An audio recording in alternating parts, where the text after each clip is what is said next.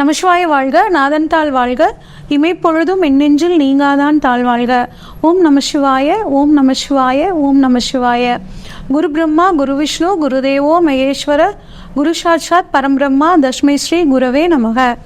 Next gen astro channel நண்பர்கள் அனைவருக்கும் வணக்கம். நான் உங்கள் சங்கீதா ராம்குமார். புரட்டாசி மாத பலன்களை பார்ப்போங்க. இந்த புரட்டாசி மாதமானது குரோதி வருடம், ஆங்கிலத்துக்கு வந்து பார்த்தீங்கன்னா 17/9/2024 சதய நட்சத்திர நாளில் செவ்வாய்க்கிழமையில் பிறக்குதுங்க. அன்னைக்கு அதாவது புரட்டாசி 1ஆம் தேதியே வந்து பௌர்ணமி திதி ஆரம்பிக்குது. காலையில் 11:21 பௌர்ணமி திதி ஆரம்பிக்குதுங்க.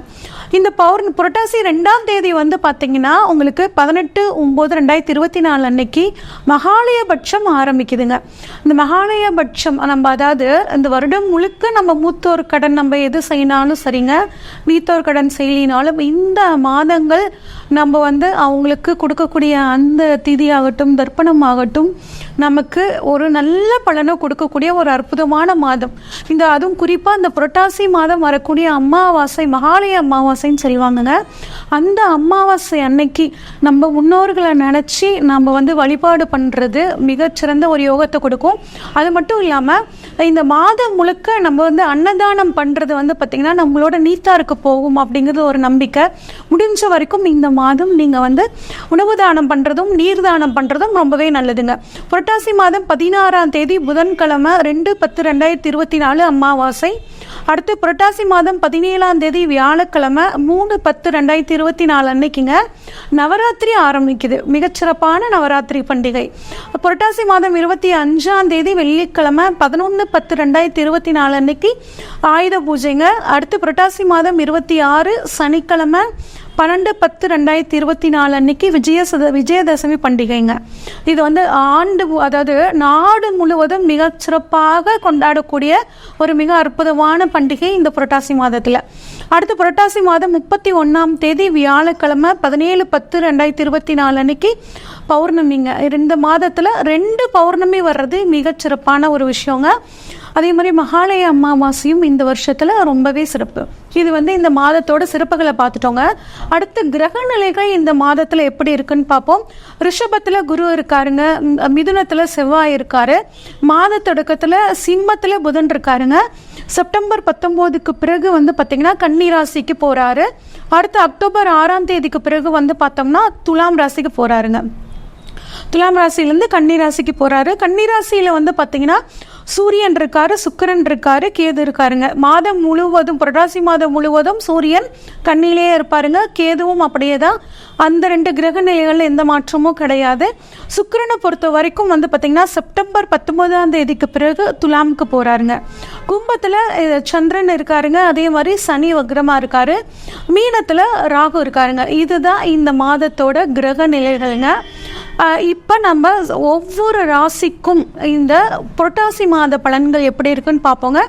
அதுக்கு முன்னாடி நம்ம வந்து தொடர்ச்சியாக வீடியோ போட்டுட்ருக்கோம். நீங்கள் நிறைய பார்த்துட்ருக்கீங்க, கமெண்ட்டில் நிறைய டவுட்ஸ் கேட்குறீங்க, நாங்கள் கிளியர் பண்ணிகிட்ருக்கோம். அது மட்டும் இல்லாமல் நிறைய கால் பண்ணி உங்கள் ஜாதகத்தை அனுப்பிச்சு நீங்கள் வந்துட்டு சஜஷன் கேட்குறீங்க. நான் கரெக்டாக ப்ரெடிக்ஷன் சொல்லிகிட்ருக்கேன்.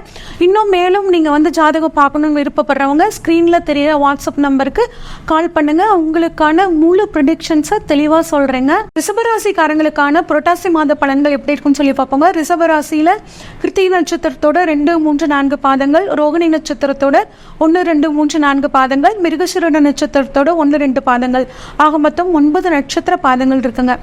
இந்த ரிஷபராசிக்கு அதிபதி யார் அப்படின்னா சுக்கிர பகவானுங்க. ரிஷபராசிக்காரங்களை பொறுத்த வரைக்கும் நீட்டாக இருக்கணும்னு நினைப்பாங்க. தன்னையே நீட்டாக வச்சுக்குவாங்க, தன்னை சுற்றி இருக்கிறவங்களே நீட்டாக வச்சுக்காங்க. நாமளும் சந்தோஷமாக இருக்கணும், நம்மளை சுற்றி இருக்கிறவங்களும் சந்தோஷமாக இருக்கணும்னு நினைக்கக்கூடிய ஒரு தூய்மையான உள்ளம் கொண்டவங்க வந்து பார்த்தீங்கன்னா இந்த ரிஷபராசிக்காரங்களாக இருப்பாங்க. இந்த ரிஷபராசிக்காரங்களுக்கு புரட்டாசி மாதத்தில் வந்து பார்த்தீங்கன்னா சுக்கிரன், உங்கள் ராசி அதிபதியான சுக்கிரன் கன்னி ராசியில் நீசம் அடைகிறாருங்க. நீசம் அடைஞ்சாலும் சூரியனோட சேர்ந்து நீசபங்க ராஜயோகம் ஆகுறாரு. இது ஒரு அற்புதமான அமைப்புங்க.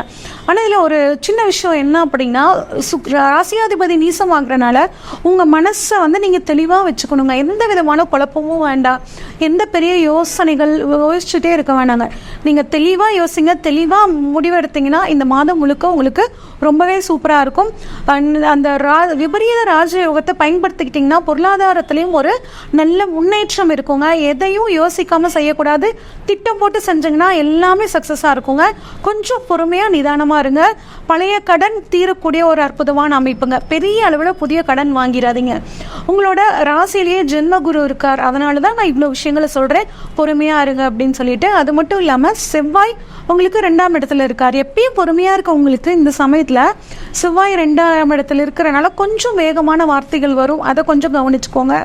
நிலங்கள் வாங்கக்கூடிய யோகம், அதாவது செவ்வாய் 2ஆம் இடத்துல இருக்கிறது நிலத்தின் மூலியமாக பணவரவு. நான் வீடு கட்டி வாடகைக்கு விட்டுருந்தேங்க, அந்த வாடகை வருமானம் வந்து வீடு காலி பண்ணிட்டாங்க, எனக்கு அந்த வருமானம் வரல, கட்டாயம் இப்போ உங்களுக்கு அந்த வருமானம் வரும்.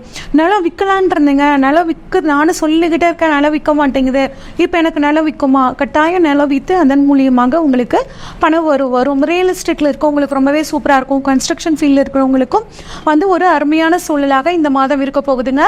அடுத்து வந்து பார்த்தோம்னா உங்களுக்கு 2ஆம் அதிபதியான புதன் வந்து உச்சம் பெற போறார். தனஸ்தானாதிபதி உச்சம் பெறது பொருளாதாரத்தில் ஒரு பர்ஃபெக்டான ஒரு நல்ல முன்னேற்றத்தை கொடுக்குங்க. வருமானம் நல்லா அதிகரிக்கும். புதிய தொழில் தொடங்கக்கூடிய ஒரு எண்ணம் உங்களுக்கு வரும். படித்து முடிச்சுட்டு என் குழந்தை வந்து வேலை இல்லாமல் இருக்குங்க, என் குழந்தைக்கு வேலை கிடைக்குமா? கட்டாயம் வேலை கிடைக்கும். ஏன்னா குருவோட பார்வையும் உங்கள் குழந்தைகளுக்கான ஸ்தானமான 5ஆம் இடத்துல படுது. குழந்தை பாக்கியம் இல்லாதவர்களுக்கு குழந்தை பாக்கியம் கிடைக்கிறதுக்கான ஒரு அற்புதமான அமைப்புங்க. உங்கள் பூர்வ புண்ணியம் பலப்படும். இந்த சமயத்தில் நீங்கள் குலதெய்வம் கோயிலுக்கு போகிறது உங்களுக்கு எல்லா விதமான அதிர்ஷ்டங்களையும் கொடுக்குங்க. அடுத்து புதனும் சுக்கிரனும் இணைஞ்சு புத சுக்கிர யோகத்தை கொடுக்குறாருங்க. இது நல்ல யோகமான காலம். பொருளாதாரத்தில் ஒரு நல்ல முன்னேற்றம், உங்களோட எதிர்பார்ப்புகள் எல்லாம் நிறைவேறக்கூடிய ஒரு அற்புதமான சூழலுங்க. வீடு வாங்கக்கூடிய யோகம், பொருளாதாரம் ஒரு நல்ல நிலைமையில் இருக்கிறது. வாகனங்கள் வந்து வாங்கக்கூடிய ஒரு யோகம், அதுவும் பழைய வாகனத்தை கொடுத்துட்டு புது வாகனம் வாங்குறதுக்கான ஒரு சூழல் எல்லாமே சூப்பராக இருக்குங்க. 6ஆம் இடத்துல சுக்கிரன் வந்து ஆட்சி பெறறனால உத்தியோகத்தில் ஒரு நல்ல உயர்வு கிடைக்குங்க. ப்ரமோஷன் கிடைக்கும். டிரான்ஸ்ஃபர் கேட்டுட்டு இருக்கவங்களுக்கு டிரான்ஸ்ஃபர் கிடைக்கும். தொழில் செய்கிறவங்களுக்கு புதிய ஒரு பங்குதாரர் கிடைச்சி அந்த முதலீட்டினால தொழிலை விரிவாக்கம் பண்ணுறதுக்கான ஒரு அற்புதமான யோகங்க. நீங்கள் பண்ணக்கூடிய பயணங்களால் உங்களுக்கு நன்மை அப்படிங்கிற மாதிரியான ஒரு அற்புதமான சூழல். அடுத்து சனி வந்து வக்ரம் பெறனால மட்டும் கொஞ்சம் கவனமாக இருக்கணுங்க. பழைய கடனை தீர்த்துருவீங்க, ஆனால் புதிய கடன் வாங்கணும்னு நினைப்பீங்க. சின்ன கடனை வாங்கிக்கலாங்க. சக்திக்கு மீறி கடன் வாங்காமல் இருக்கிறது ரொம்பவே நல்லது. ஏன்னா தேவையில்லாமல் ஒரு சிக்கலில் மாட்டிக்கிற சூழல் உருவாயிரும்.